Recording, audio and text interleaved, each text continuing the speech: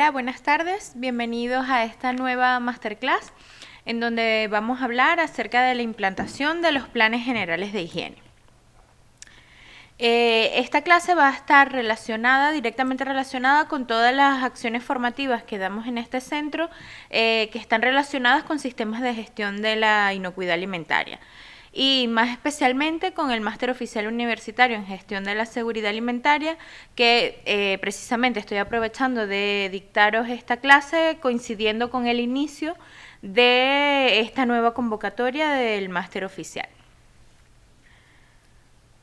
En esta os voy a primero dar un pequeño resumen de los puntos que vamos a tratar en esta clase.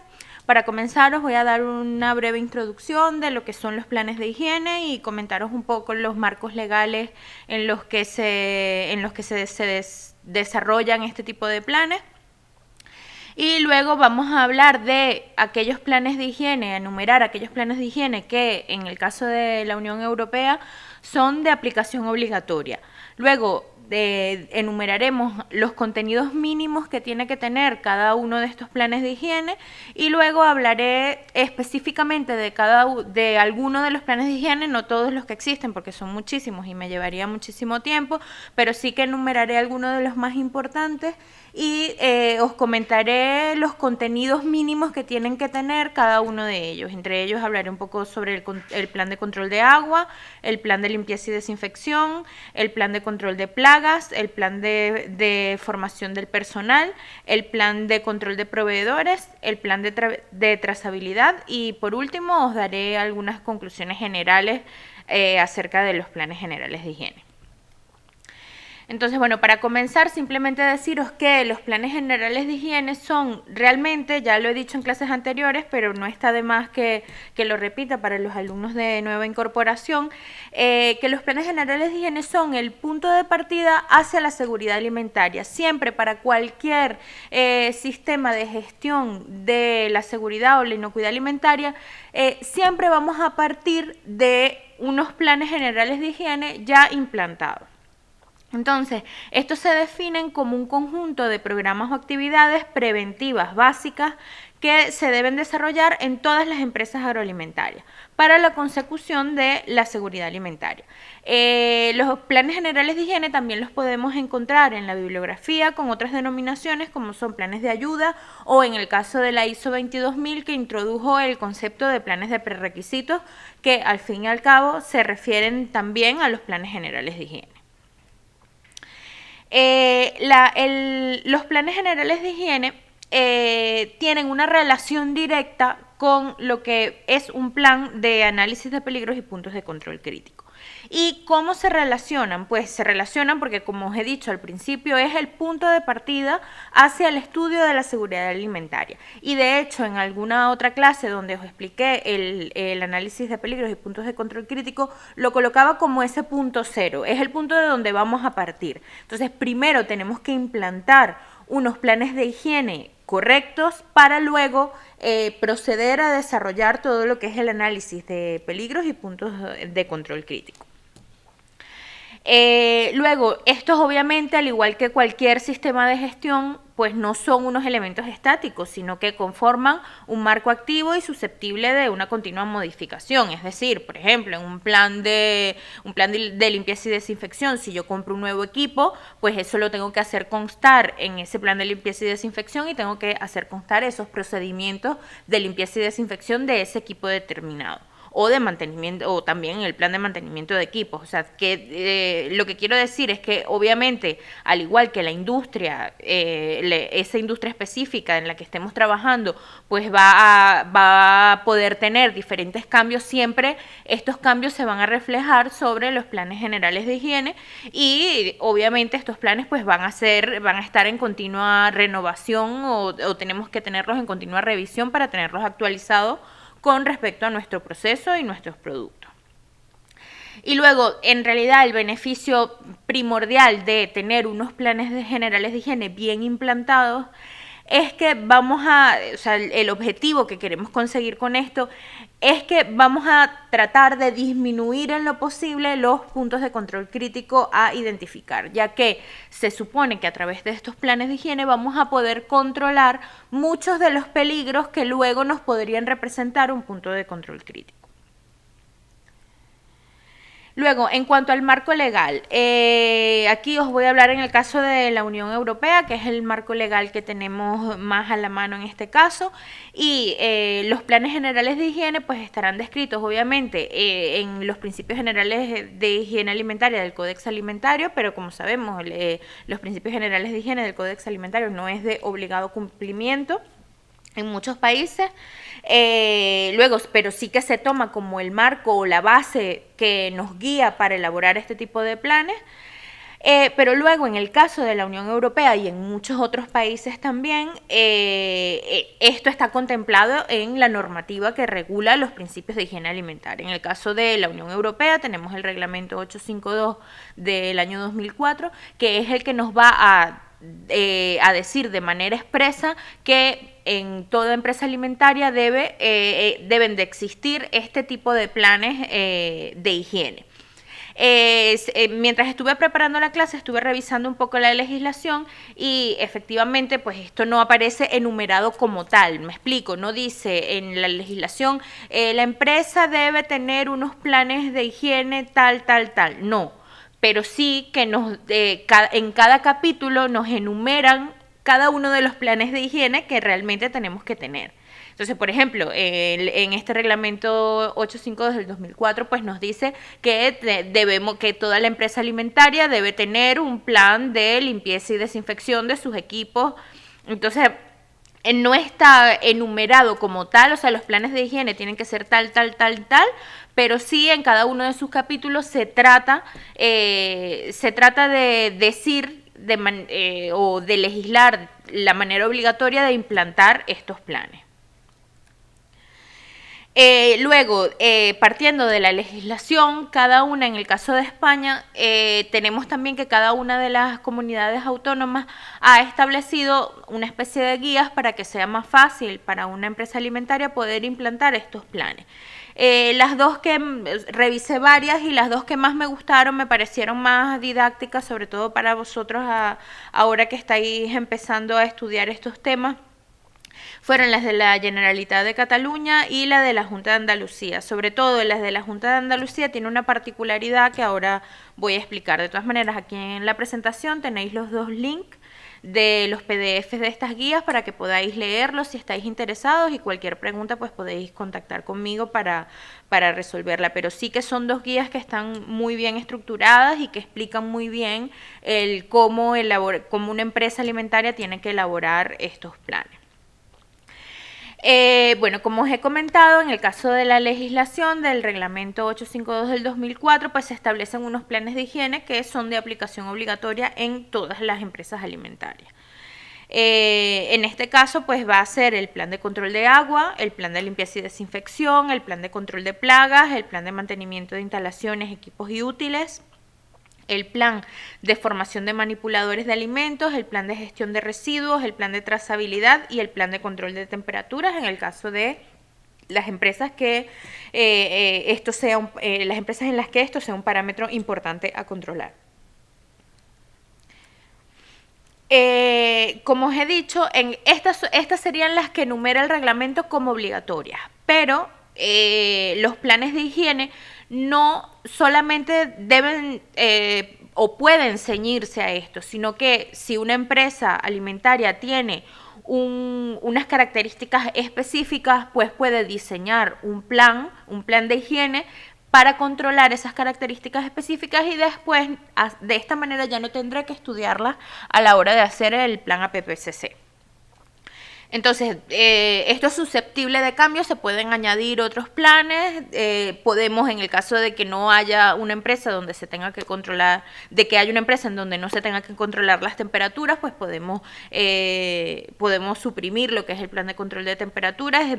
Dependiendo de las características de la empresa, pues tengo esa flexibilidad de implantar un plan u otro, pero los que sí tienen que estar implantados por legislación son estos que os enumero aquí, a excepción del control de las temperaturas, que tenemos esa salvedad, que hay algunas empresas pues que no lo necesitarían. En el caso de la Comunidad Autónoma de Andalucía, en la guía que os coloco en una de las primeras diapositivas, sí que nos comentan que existe cierta flexibilidad, pero ya no de los planes de higiene, sino del sistema de autocontrol completo. Como sabemos, un sistema de autocontrol es, al fin y al cabo, un sistema de planes generales de higiene o sistemas de planes de prerequisitos más un sistema APPCC. A ese conjunto de esos dos programas le llamamos sistemas de autocontrol. Entonces, en el caso específico de la Comunidad Autónoma de Andalucía, pues sí que tienen cierta o expresan cierta flexibilidad a la hora de implantar este sistema de autocontrol para ciertos tipos de establecimientos, en donde no se exige un plan APPCC completo, es decir, que incluya los prerequisitos más el APPCC, sino que simplemente pues hablan de un sistema de autocontrol simplificado, en donde solo nos vamos a basar en ciertos planes de higiene que están enumerados específicamente en esa guía expuesta por la Comunidad Autónoma de Andalucía. Aquí dentro de estos establecimientos que se pueden acoger a este sistema de autocontrol simplificado, están los establecimientos de ventas, que son minoristas, a excepción de carnicerías, salchicherías y carnicerías, charcuterías, que sí que tienen que implantar un sistema de autocontrol completo. Y luego establecimientos de restauración, pero establecimientos de restauración pequeños, a excepción de comedores escolares, de empresas o de instituciones, y hoteles o establecimientos de servicios de comida que tengan una capacidad pues mayor o que sirvan más de 200 comidas al día.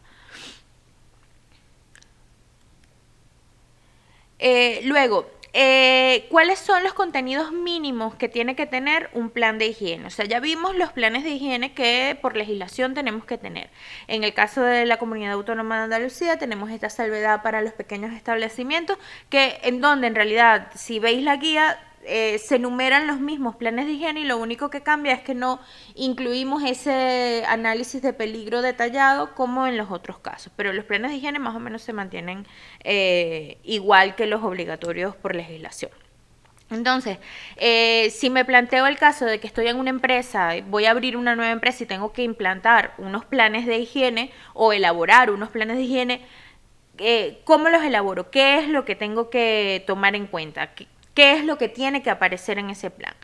Entonces, vamos a dividir los planes de higiene como en dos partes, ¿vale? Una parte que se enfoca en lo que es el programa o el plan y otra parte que son los registros. Entonces, en cuanto al programa, ¿qué contenido en cuanto al programa o plan de higiene tiene que contener? Pues va a contener un objetivo, o sea, ¿por qué yo estoy elaborando ese plan? Siempre hay que incluir una persona responsable de ese plan. Luego, los procedimientos de ejecución, vamos a incluir los aspectos descriptivos del establecimiento. En el caso, por ejemplo, del control de agua, pues tenemos que describir las instalaciones y dónde están los emplazamientos de suministro de agua. Las actividades específicas dirigidas a evitar la contaminación directa o indirecta de los alimentos. Entonces, simplemente el procedimiento que vamos a seguir en ese plan específico, ¿vale? Especificando estos aspectos que os estoy comentando. Y luego, dos partes muy importantes de los planes de higiene es que tenemos que incluir la parte de vigilancia y acciones correctoras, en la cuales debemos especificar qué vamos a comprobar, cómo lo vamos a comprobar, dónde se va a comprobar, cuándo y quién lo comprueba y cómo se registra. Entonces, esta parte de vigilancia de acciones correctoras es muy importante en todos los planes de higiene. Y como veis, tenemos que especificar muy bien todos los aspectos que incluyen esa vigilancia. Y luego lo que es el programa de verificación y comentar cómo vamos a verificar que esas acciones pues se hayan llevado a cabo correctamente. Y luego en la parte de registros, pues cada una de esas actividades de vigilancia, verificación e incluso el procedimiento, al llevar a cabo el procedimiento, va a requerir que nosotros hagamos unos registros para que podamos demostrar que ese plan se está llevando a cabo correctamente. ¿Qué deben incluir estos registros? Deben incluir los datos del establecimiento, la indicación del plan al que pertenece. Por ejemplo, si es un plan de limpieza y desinfección, pues tenemos que indicarlo. Este registro forma parte de un plan de limpieza y desinfección. Luego, el objetivo que tiene ese registro. Por ejemplo, controlar que la limpieza se ha llevado a cabo correctamente. Eso puede ser un objetivo de un registro. Luego, la fecha y la hora, los resultados que hemos obtenido y la identificación de la persona que ha hecho el registro y la identificación del producto. Siempre tenemos que incluir toda la identificación de las personas responsables, ya no solo del plan, sino de la acción que se va a llevar a cabo para ese registro. Por ejemplo, si la limpieza de la superficie donde se cortan las carnes, las lleva a cabo Carla Segovia, pues Carla Segovia tiene que rellenar ese registro y tiene que firmar diciendo que ella fue la que realizó esa acción de limpieza de esa superficie a tal hora, en tal fecha. ¿Vale? Luego, bueno, ya un poco hemos visto muy resumidamente los aspectos que tiene que incluir un plan de higiene. Y ahora nos vamos a ir de los planes de higiene más comunes. He hecho un pequeño resumen de los aspectos que tienen que incluir o los aspectos de importancia que tienen que incluir cada uno de ellos. En el caso del plan de control de agua. Un plan de control de agua siempre tiene que incluir la descripción de los usos de agua por parte del establecimiento. Es decir, si yo uso agua, si yo soy una empresa de caramelo, uso agua para la fabricación del caramelo, uso agua para la limpieza y la desinfección de los equipos, uso agua para el consumo del personal, uso agua para la parte de higiene del personal, tengo agua caliente, agua fría, todo eso lo tengo que describir en el plan. Todos los usos que yo le voy a dar al agua dentro de mi establecimiento. Luego, la descripción de las fuentes o fuentes de suministro de agua. Si esa agua viene de una red pública, de captación propia o de cisternas, todo eso lo tengo que describir. Luego, las características del sistema de distribución y almacenaje. Esto, como os he dicho anteriormente, tenemos que suministrar un plano de las instalaciones en donde se vea cuál es el punto de entrada del agua a la industria, cuáles conducciones de agua o bombas tenemos, los depósitos, los puntos de salida de agua potable fría, caliente y mezclada. Todos estos aspectos pues debemos incluirlos también en el plan. En caso de que el establecimiento realice tratamientos de desinfección del agua, también se debe describir exactamente cómo realizamos ese tratamiento, qué productos utilizamos o qué procedimientos utilizamos. Luego, la descripción de las operaciones de mantenimiento y limpieza de las captaciones de cada elemento de distribución, almacenaje y tratamiento de agua. En caso de tener un suministro de agua no apta para el consumo humano, esto es un punto bien importante, debemos describirlo muy bien. Y luego debemos describir en el plan las medidas previstas para evitar que este suministro sea una fuente de contaminación, o sea, que esta agua que no es apta para consumo puede entrar de alguna manera al proceso. Entonces tenemos que describirlo muy bien, identificarlo muy bien, aquellas fuentes en las que tenemos agua que no son aptas para el consumo humano. Y luego, por supuesto, en todos los planes voy a repetir lo mismo, la descripción detallada de las actividades de comprobación. Que esto va a ser cómo comprobamos que el plan se lleva a cabo correctamente, quién lo comprueba, con qué frecuencia se comprueba, etcétera, etcétera. Luego, en el caso del plan de limpieza y desinfección, pues aquí en este plan normalmente se incluye, yo los planes de limpieza y desinfección que he visto, lo primero que tienes que incluir es un listado de todo, tanto los equipos como las instalaciones que requieren de limpieza y desinfección. Entonces, a partir de ahí vas a diseñar el plan. ¿Qué va a incluir ese plan? Va a incluir los productos que tienes que utilizar en cada caso, pues hay casos en los que se necesita solo una limpieza, hay casos en los que se necesita limpieza y desinfección, y los productos pues van a ser diferentes en cada caso, con lo cual pues tenemos que especificar muy bien en nuestro plan qué productos vamos a utilizar. Y otra cosa muy importante que muchas veces en las auditorías, esto también es un punto que a veces falla, que no se tienen las fichas de seguridad de los productos que estamos utilizando. Si yo utilizo un producto, yo tengo que conocer cuáles son las medidas de seguridad en las que tengo que trabajar para que ese producto pues no represente una contaminación para mi proceso. Luego los métodos, la metodología de limpieza y desinfección, donde incluya los tiempos, la temperatura, y luego el equipo y material que voy a utilizar para la limpieza y desinfección. También en el plan de limpieza y desinfección debemos decir con qué frecuencia vamos a limpiar o a desinfectar cada uno de los equipos o instalaciones que enumeremos en ese listado inicial del que os hablaba. Luego, quién es la persona encargada de limpiar o desinfectar cada uno de las instalaciones o de los equipos que están enumerados en esa lista. Y al final, pues, describir las actividades de comprobación, cómo las vamos a realizar, quién las va a realizar, etc. En el caso del plan de control de plagas,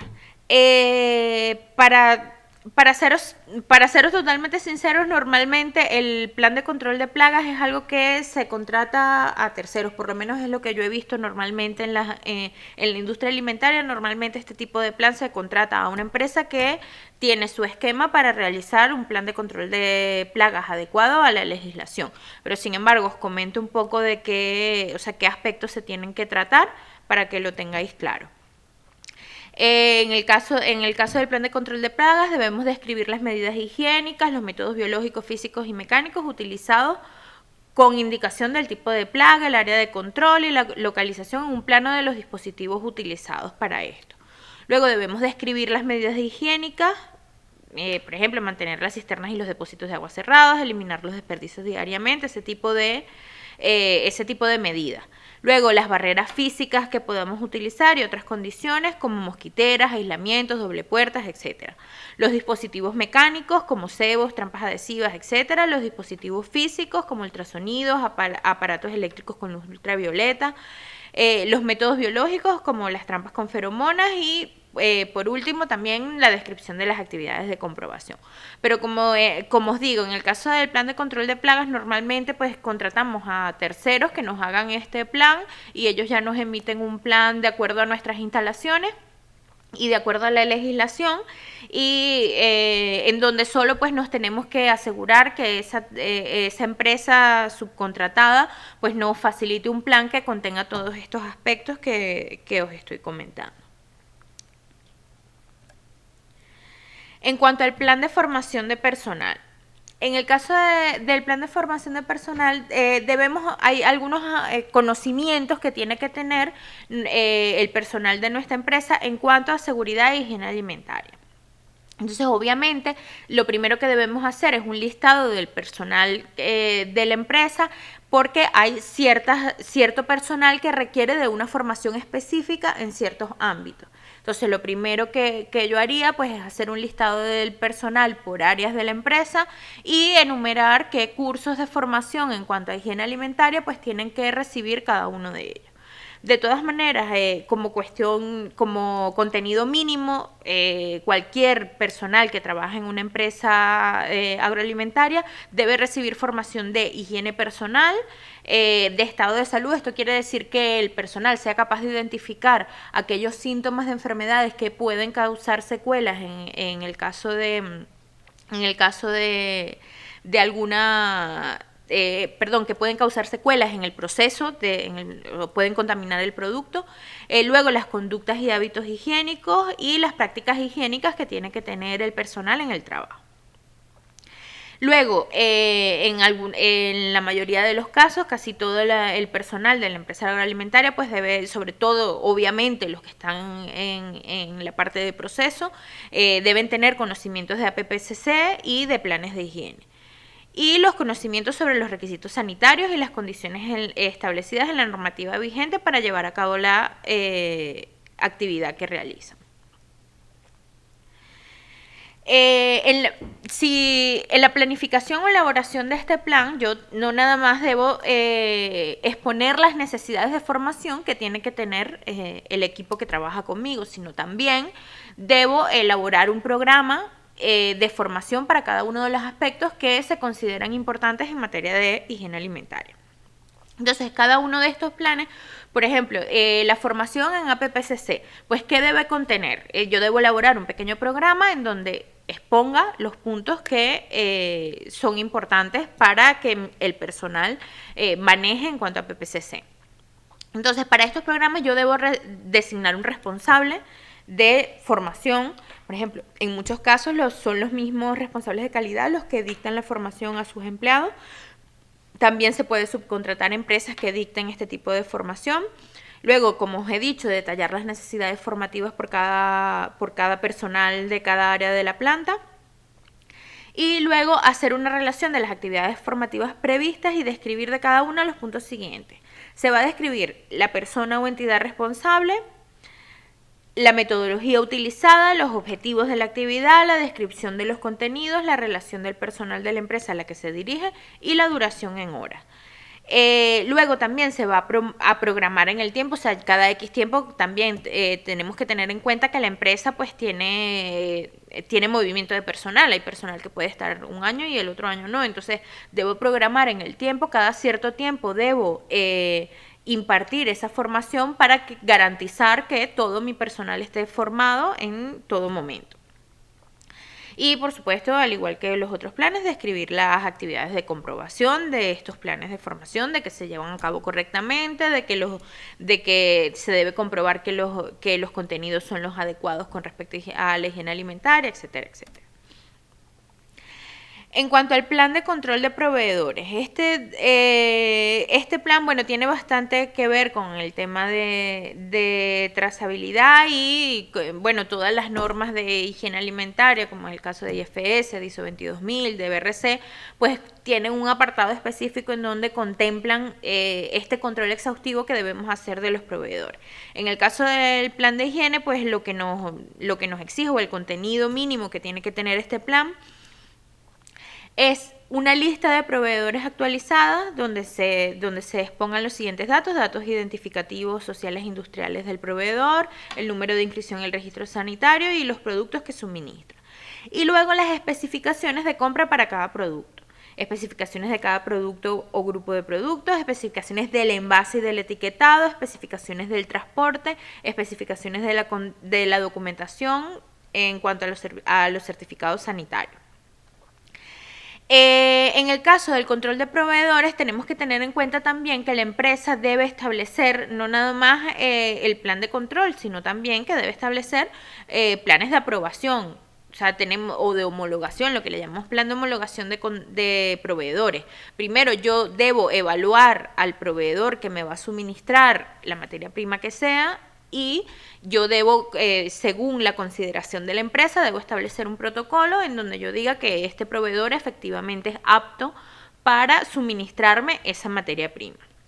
Entonces, todos esos protocolos también deben estar establecidos en el plan de control de proveedores. No nada más de los proveedores que ya están homologados y que ya me sirven, sino también ese seguimiento que yo voy a hacer de mis proveedores. Si yo homologo un proveedor, no quiere decir que ese proveedor va a estar homologado por siempre. Yo tengo que hacer un seguimiento y una evaluación de seguimiento para comprobar que ese proveedor sigue siendo apto para suministrarme la materia prima. Y todo esto debe ir reflejado en el plan de control de proveedores. Luego también debemos reflejar las acciones a emprender en caso de incumplimiento de las especificaciones. O sea, ¿qué vamos a hacer en el caso de que esa evaluación pues no sea positiva para ese proveedor? ¿Cómo vamos a afrontar o cómo vamos a llevar esa situación? Y luego las actividades de comprobación para saber que este plan pues está funcionando correctamente. Y luego, por último, vamos a hablar de los requisitos del plan de trazabilidad. De todas maneras, ya he hablado en alguna clase anterior que os invito a ver en diferido a través de la televisión de Bureau Veritas, pero sin embargo aquí os voy a describir un poco lo que es el plan de trazabilidad, pero ya os digo que tenéis una clase específica acerca de este tema. ¿Vale? En el plan de trazabilidad, ¿qué se va a describir? Se va a describir el sistema de identificación de materias primas, de los ingredientes y otros materiales que se reciben en el establecimiento. También se va a describir el sistema de identificación de los productos intermedios o semielaborados y el sistema de identificación de los productos finales. ¿Vale? Entonces, se debe considerar en los productos destinados al consumidor final. El sistema de identificación que debe constar es en el etiquetado es el lote. O sea, para esta identificación, cuando una empresa produce, por ejemplo, una botella de agua, para esa botella de agua va directo al consumidor final. Entonces, el número que me va a identificar es el número de lote. En determinados productos alimenticios, además, sobre la base de su normativa específica, también se debe incluir indicaciones para su identificación, que no nada más es el lote, también una fecha de tratamiento, una fecha de producción o envasado, etc. También se deben describir los canales de comunicación preestablecidos con cada proveedor y con cada cliente. Un poco lo que os comentaba en aquella clase. Para la trazabilidad en una empresa alimentaria siempre debemos controlar ese punto antes y ese punto después de mi proceso. Es decir, yo tengo que controlar toda la materia prima que me viene y todos los productos que salen y hacia dónde salen. Y luego también debemos incluir toda la descripción de las actividades de comprobación en donde enumeremos cómo vamos a controlar que este sistema de trazabilidad funciona correctamente. Esto normalmente se hace realizando ejercicios de trazabilidad cada cierto tiempo. ¿Vale? Se dice cada 6 meses pues vamos a hacer un ejercicio de trazabilidad para comprobar que nuestro sistema funciona correctamente. Pues este tipo de datos los tenemos que incluir también en nuestro plan de trazabilidad. Y luego, bueno, para terminar, simplemente daros unas conclusiones generales, que como os he comentado, los planes generales de higiene pues son de obligatoria implantación en la Unión Europea. Son el primer paso para la implantación de un plan de autocontrol, un plan APPCC. Para algunos establecimientos existen planes de autocontrol simplificados, como os he comentado en el caso de la Comunidad Autónoma de Andalucía, que solo van a incluir la implantación de planes de higiene. Todos los planes de higiene deben definir muy bien los responsables y los sistemas de comprobación. Esto es bien importante a la hora de elaborar un plan de higiene. Y aunque existen planes de higiene que son obligatorios, cada empresa puede implantar planes de higiene adicionales para intentar garantizar al máximo la inocuidad de su proceso o su producto.